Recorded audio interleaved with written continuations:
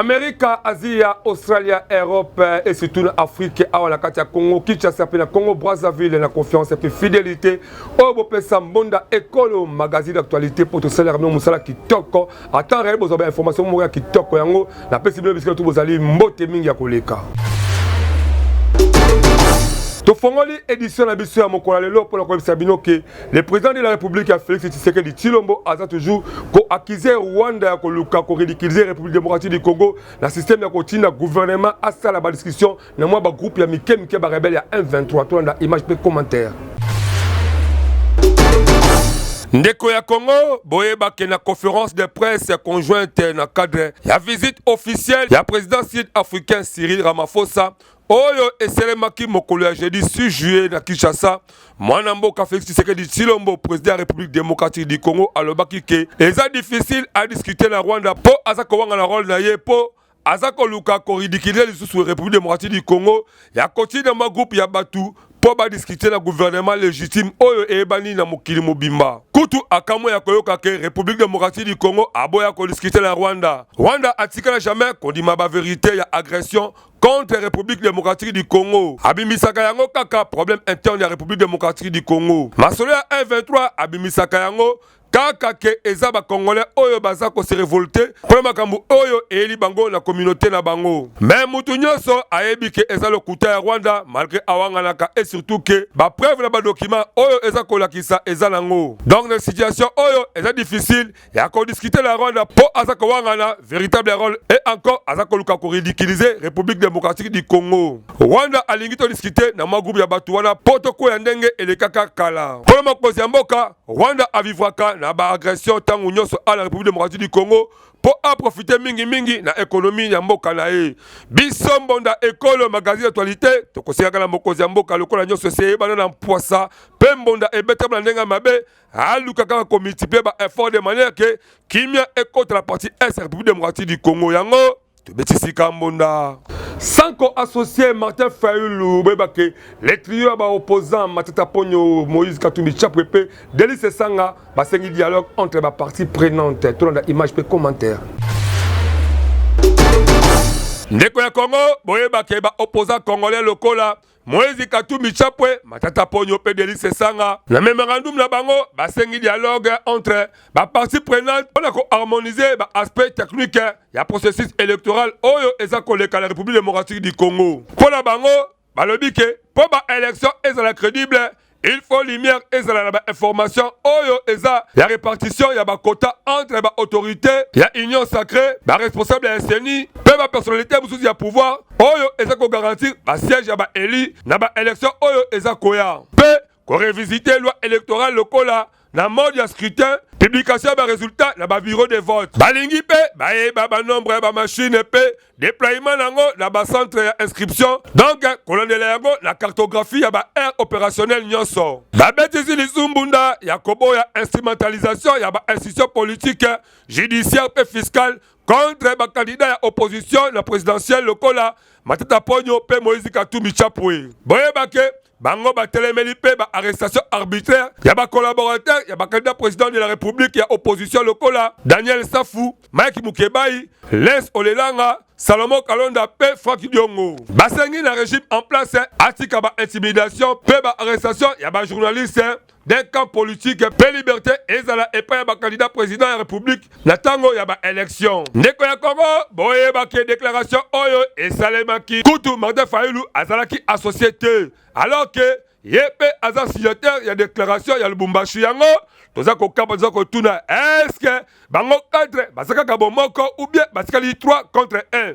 Biso Mbonda École la population toza ko tala dossier opotolingi kimia pe bomoko ezala opposition de manière que ba élection et seulement avec un pacte de idéologie yango to betisika Mbonda. La cadre de la consultation au Mwanamboka Denis Kadima président Seni Abanda Kiboye Bake asa kutana la leader politique ya ndenge na ndenge la cadre opposition mais la ngaba Joseph Kabila ba bwaki si invitation Denis Kadima pe balobi azana qualité te ya ko inviter Joseph Kabila Kabangi.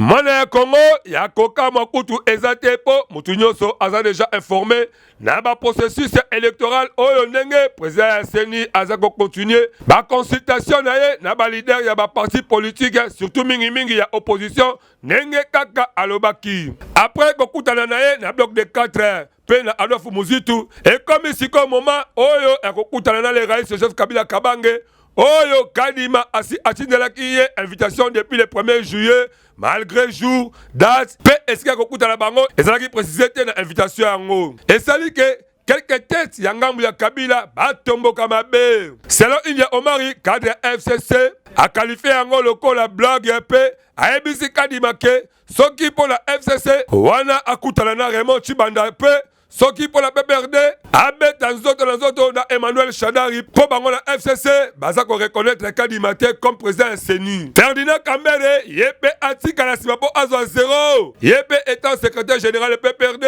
abwakisi Kadima alobi ke aza la qualité te ya ko convoquer concertation donc alors on a makalisi ke Joseph Kabila Kabange jamais akotikalaka ko répondre na ba invitation na bango.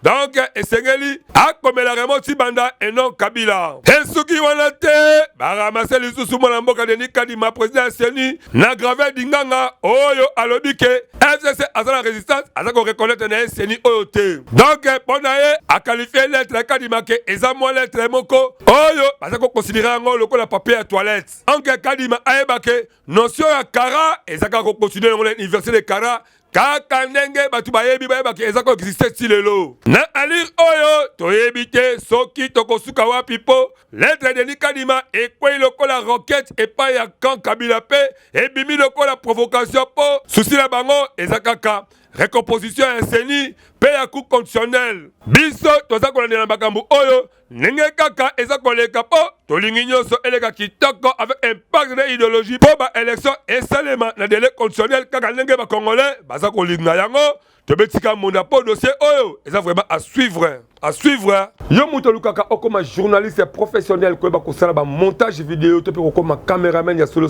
c'est l'adresse ezaka centre de formation média indépendant.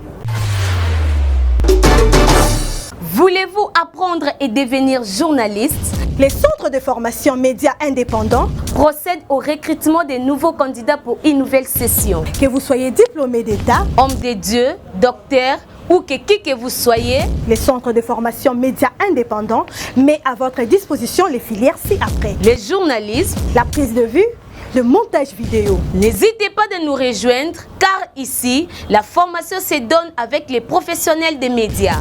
Chez nous, c'est de l'expérience et du professionnalisme. Pour tout contact, appelez-nous au plus 243 89 81 81 097 ou appelez-nous au plus 243 99 37 45 722. Je répète, appelez-nous au plus 243 89 81 81 097 ou au plus 243 99 37 45 722. Nous sommes les centres de formation médias indépendants. Dans moins de 10 jours, au cadre du processus électoral, il faut que la province à l'Omami jusque-là, attaque de mon côté, avec se présenter dans le bureau de la CENI. Mwana Congo, boye baké depuis CENI a fondé le bureau naye. Yako kamwa ezake la province ya Lomami eza la candidat à mon côté oyo a déposé dossier naye comme député national selon secrétaire exécutif ya centrale électorale Mwana Mboka Jules Munyemba. Yango esali ke ba sensibiliser batu po ba kokotisa ba dossier na bango. Ba préféré ko sangisa ba couche nyonso po basolola kitoko po basela te mokolo ya suka. Kutu boyeba ke mokolo ya mercredi 5 juillet CENI Lomami na Kabinda a organisé qui cadre moko ya concertation na ba partie prenante ya processus électoral. Ensuite des rappels, CENI abandaki déjà depuis le 25 juin opération ya réception et traitement ya ba candidature pour la députation nationale. Donc très est déjà en marche pour m'assurer à l'élection et cela qui toque avec impact idéologique. Kaka ndenge délai constitutionnel eza kosenga. Kili bakolo mwana na mwana yebela ke masolo eza déjà kokende yango to betisika kambonda. Conflit oyo ezo salema entre bambole pe balengolo la province ya Chopo boye ba que jusque là et comme na niveau moko ya mabekutu si personne ba uta ko kufa pe ba blessé basé ya mingi na banda ko etumba maki. Mwana Congo boye bake likambo ya ba conflit foncière na ba communauté mbolo pelengola na province ya Chopo ezaka kobeta mbunda ya mabe makasi. Il faut boye bake si personne mokoka ba uta iko kufa pe na ba blessé ebele na nzela ya Ubundu. Mwana mboka Frank Lunaito oyo azali secrétaire ya société civile ya Chopo nde apesi bilan oyo. Kutu il faut boye bake même 10 maisons pe etumbamaki na bambole na village oyo ezana point kilomètre 34. Société civile azako sepelate nenge gouvernement provincial azako zanga makasi na dossier oyo. Asengi ba multiplier ba action pour la kozongisa kimia. Na ngambo na ye mwana mboka Norbert Lukula, ministre provincial intérieur alobike eza ba incivique oyo baza ko opérer clandestinement mais ba militaire baza déjà dépêché pour le kokanga bango. Ya koyeba eza ke ba blessé bazana hôpital la charge du gouvernement provincial pe ba oyo bakufi bakokunda makaka na gouvernement provincial abetisi monda mais boye bake kobanga ekoti makasi pour le kokende na centre de ville ya Lubanga population azana nukotali la pe kozimele po esengeli kobiba telaka ndenge masolango ezalaka biso to sengi kimia ekota po population a vivre la kimia et surtout que tokobi ko poussa la dépendre pour la tanga maponomi esengeli vraiment kimia ekota la territoire national mobimba yango Tobetisika Mbunda. Boye baké tribunal la grande instance de la Gombe a été condamné à mort par kidnappeur au bateau semé par désordre pour que bomba bateau en la ville province à Kinshasa. Mwana Congo boye baké verdict ya procès ya ba malfa oyo bakangamaki awala Kinshasa ekwoyi lokola kake na minuit. Tribunal ya grande instance de Kinshasa Gombe a condamné majorité ba accusé na peine de mort pour association de malfaiteurs, vol à main armée et meurtre. Tribunal a obligé la bango bafuta ba amende ya titre ba dommage et intérêt pour le réparer ba préjudice oyo ba sali na ba victime ebele. Pour ba infraction et meurtre par exemple justice a condamné ba criminel ya kofuta $20,000. Peine ya muke ezalaki kaka ya condamnation ya 2 ans de prison contre demoiselle Reda. Selon tribunal, amoni ba indice ya gravité et pas inaye peut à juger comportement nae malamu depuis jugement nae et bandaki. Entre temps, tribunal la grande instance ya Gombe azako annoncé poursuite ya ba instruction na tribunal pour la policier oyo ba fonction la bango et koye bana. En titre de rappel, procès oyo et ko intervenir après présentation ya ba malfrats na VPM ya intérieur sécurité pe affaires coutumières mwana mboka Peter Kazadi biso boda ekolo tokosenga vraiment ke masolo o eleka kitoko po tomona bakanga me tomona boka libanda me turo atuka mboka ezala kibete likolo ya batu o ebongi solution moka malamu emona na yango tobetisika mbonda toyebisaka bino chaque fois ke bokeba bamiyibi bakoma ebele na kati ya bareportage alors soza bareportage na yo ya mariage ya politique ya église ya tope ya ndenge na ndenge pesa confiance jour na monda ekolo agence pokuna basalo musala kitoko avec professionnalisme.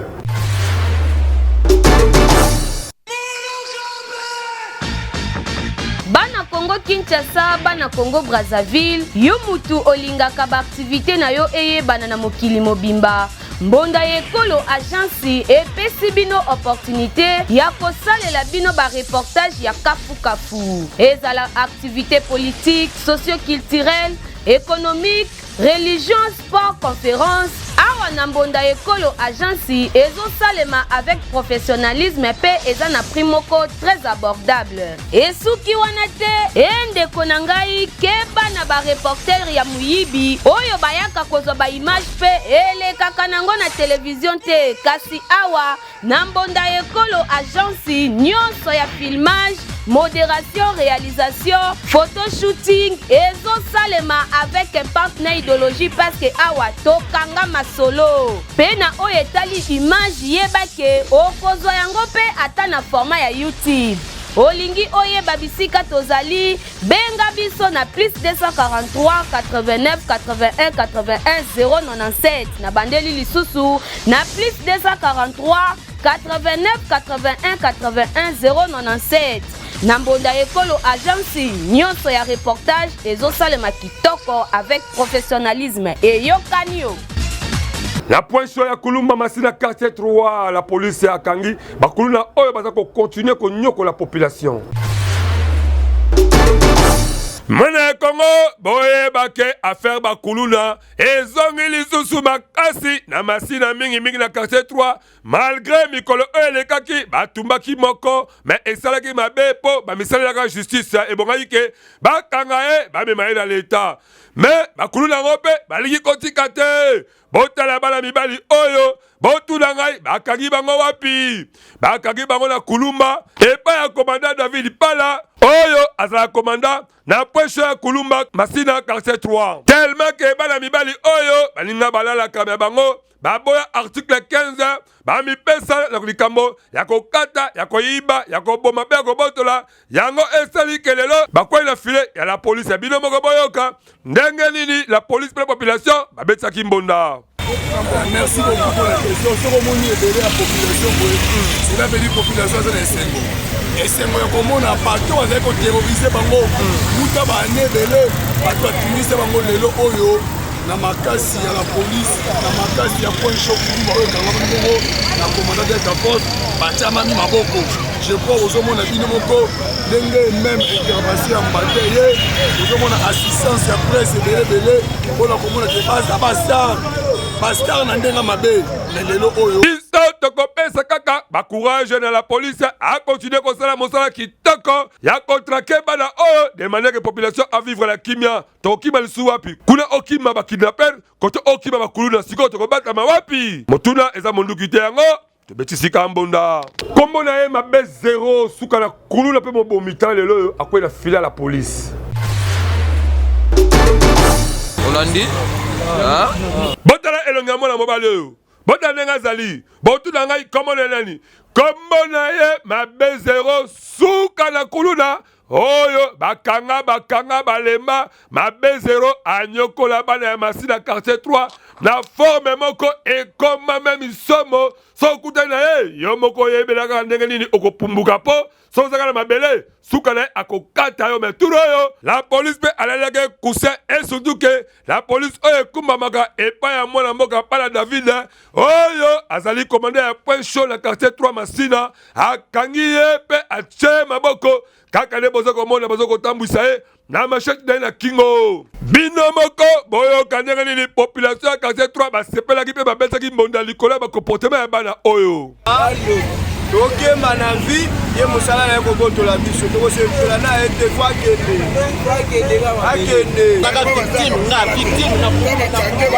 na 5 heures babetanga donc nalinga na kufa naza na badonk basika biso mbonda ekolo tokobelela na bachaine boyebake bino nde bozali kongo alobi comportement oyo bakulu na boye eza kitoko te tala ndenge population akomi mal à l'aise kotambola ya bapapa bamama bakomi kobanga likolo na bino bochange comportement mpo ya boye ekosukela mabe makasi yango tobetisika mbonda soki ozala vraiment leader ya solo mpo oza baprojet malin bavision malin mpo na république démocratique du congo mboka na yo seule adresse okoki kobimisa yango ezalaka na mbonda ekolo eke topesi bino espace oyo okoki kosexprimer kitoko sans débat avec impact na idéologie.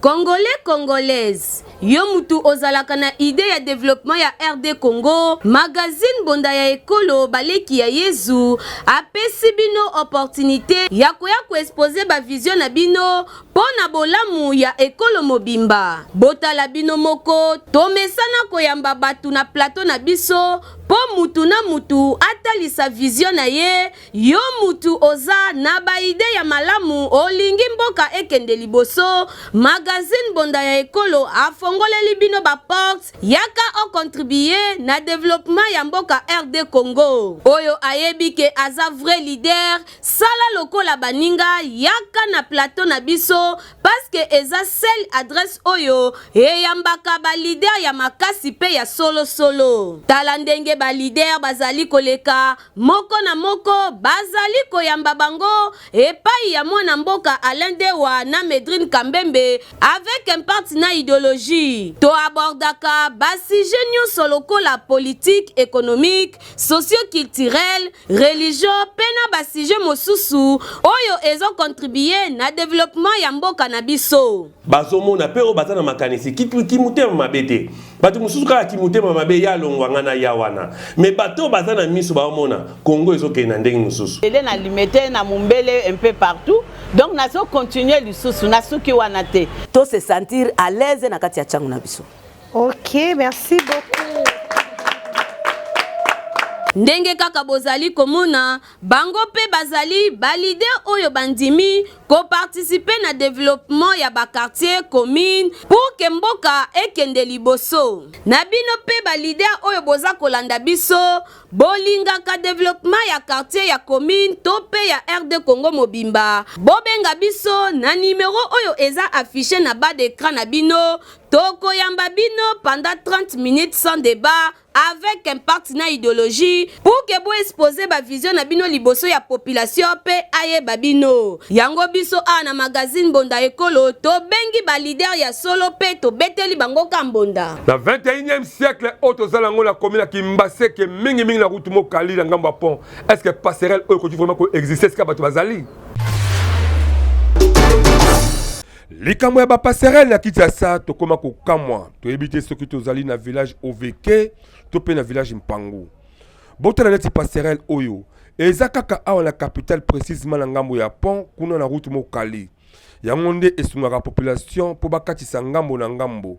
Mais état nango mawa trop mawa plein pe ko kamwa on dirait côté oyo babosana bango mais balepite bayaka mopanzi oyo pona koluka bavoi bavoter bango kasi soki bakoti kaka parlement babosani population même na bavacances parlementaires na bango bayaka kutu te. Passerelle oyo babengaka yango na kombo ya pont Kapwepwe kokatisa yango il faut osala angele po tétanos soki kaka okwei eza pe kobenda insécurité moko ya mabe makasi na butu population baleli. Nito po osu basali biso awa eza pomo ya kitoko nzela mo principal na mito nzela oyo koto ndeza bo ebeba nzela batu balekaka awa na mito ndenge ezala nzela oyo ezala mo ya bien nzela kitoko fo batela biso pena ba minda public awa si batela biso awa normal mais physique bakomo telema awa bakala batu awa babotela bango basaki siko nzela nini bakoleka awa awa tokosenga kaka na ba autorité ya mboka beaucoup plus ba décideur ya ville ya Kinshasa bosuka kaka na Gombe te na limité te bokitana na Kimbaseke na route mokali na ngambo ya pont bomona état ya pont Kapwepwe ndenge ekoma pe bolukela ngo solution 2023 mingi bakozala sanctionné pour to éviter discours nini bakomemela population pour depuis bakoma ba ministre topé bakoma ba député depuis bakenda parlement atelo komoka malunga basali la population ezalité biso magazine d'actualité Mbonda Ekolo tozakaka koloba eyokani na sport boyeba ke comité de normalisation a FECOFA babimisi formé sika pour le championnat national édition 2023-2024 Mona Congo boyeba ke Fédération congolaise de football associée à rendre public formé sika la championnat national pour l'édition 2023-2024. Akaboli première édition de la Ligue nationale de football, la dégroupé, c'est leur besoin de développement la bango. Donc, il faut boyer baké. Eza zone centre-sud, oyo eza na club ya Grand Katanga pe, ya Bakasai eza bongo groupe A. Groupe B, ekozana club ya zone ouest pe, est donc Kinshasa, Maniema, Équateur, Nord P Sud Kivu. La deux groupes oyo ya di club, ba match ekobetama na phase classique donc aller et retour pe. 4 bien na nyoso ba kobeta play-off. Ba match ya play-off boye ba ke yango pe ekobetama na aller et retour ne ekobimisa ba champion. Ba équipe oyo ekozala likolo ne ekozala qualifié na ba interclub ya CAF. Mais boye ba ke 4 derniers ya chaque groupe ba kobeta pe na play-off down pour la kobimisa ba relégué. Makambo oyo ya match en tout cas tokosenga tout au championnat. Moi logique ezala po et comme ko kata na lokola film kutu esenga football na Congo et kufa na ngo tongo bilangi esila likola ba championnat et katalaka et comme na suka te mais tout oyo comité de normalisation a fait quoi en tout cas bo sa musala kitoko ce qui est moyalité moko zamboka yo moko c'est imprégné na makambo o de manière que esila avec impact na idéologie biso to betisi kambonda tellement que elongo na ba stress to linga pe ezanga te nini rubrique la bino bolinga mingi pona nini boy nazo yeba te bato nyoso toko voter bako sala eloko moko te bon biso tokolobela makambo mingi ya courant pourquoi courir tambola mabe pona nini boye pona nini boye pona nini boye yango wana nde kitoko ndeko ngai comme na ngai Alain de yo comme na John Katumbi Oui, na révision ça pour la nini boy to ça ngo to na bato. Pour la nini au moins ba paramengi a aussi comme bon moi mukena ndako malinga akeno parce que bloque belé fou belé koleka. Ça nini vraiment. Bon par rapport avec compétence na ya. Ça des compétences en moi là pour ça. A gagner belé qui muké. Ça des compétences so yi muto la fait par jamais se manifester.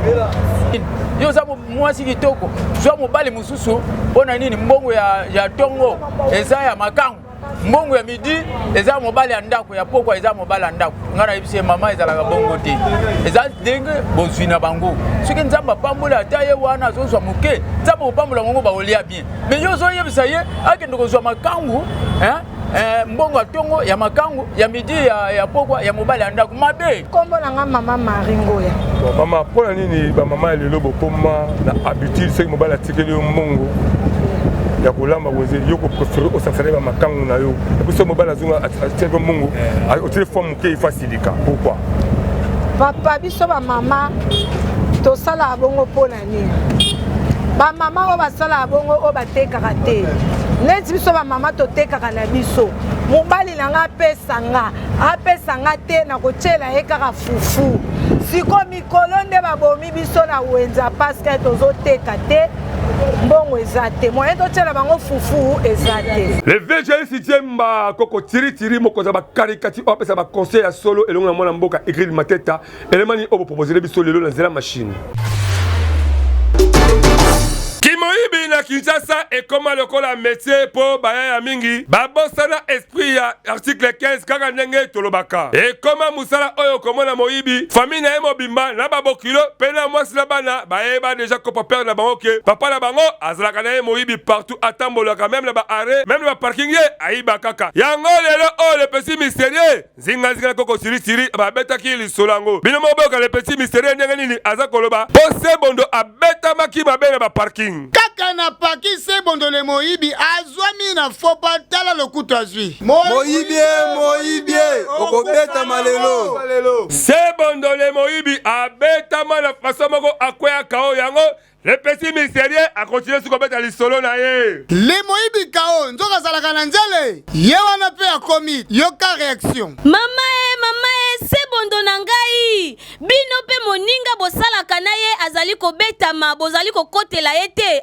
boza mabe mère boulot oyo faut la la calcula ya ye bakate baninga na ye basijale mwasa se bondo ke boulot na bango esenga faut la angele po makamwa bisike sama na bulango a memel pe abukalite a memi se bondo inde na hôpital na cadre ka idéologie po ayebi ke bulango bien pas à waya à côté stratégie ngo yo kamer kuna e pa ya munganga papa docteur ezalaki bitumba entre ba voisins kasi tala ndenge basangeli epe babeti ye esali pasi makasi le petit mystérieux pe alandi makamango ndenga moneli ndenge mwasa côté mobali na e po ayebi ke za couple bango sangana yango depa pa koko tiri yo kandenge azopesa les rapports vieux Thierry nzela do défendre boulot et type na ye ya Kimoyibi le vieux Thierry le kola sangana toujours le vieux moko sage yo ka le vieux Thierry kasi soki mwasi andimi Kimoyibi na ye soni esili akotika lisusu te esali kokamwa po mwasi na babokilo na bana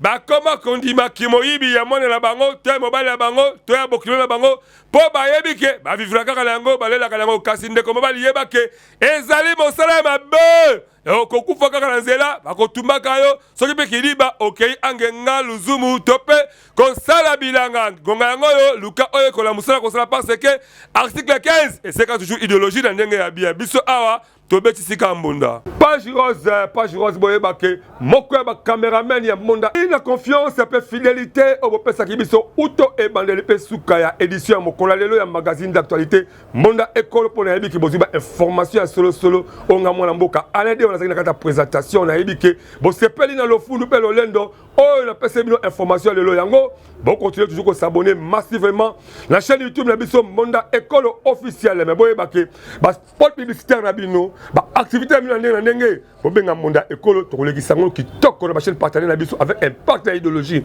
merci na écrit mateta o accompagner ngai partout na kati ya technique de manière que musa o ezala kitoko tokutana prochainement sur ekolo yesu azongite